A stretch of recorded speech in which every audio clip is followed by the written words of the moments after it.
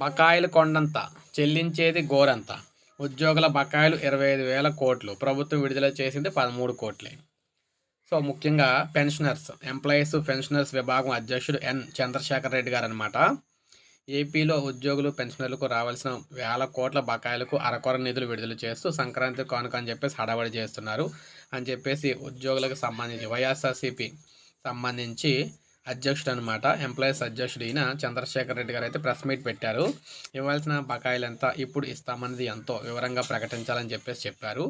ముఖ్యంగా చూసుకున్నట్లయితే ఉద్యోగులకు సంబంధించి డిఏ బకాయిలు అతి ముఖ్యమని చెప్పేసి అన్నారు. డిఏ బకాయిలు విడుదల చేయాలి, కానీ డిఏ బకాయిలు అయితే విడుదల చేయలేదు.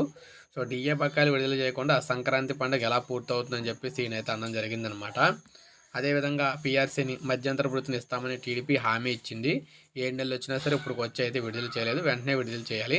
ఏపీలో కనీసం 2 డిఏలు పెండింగ్లో అయితే ఉన్నాయి.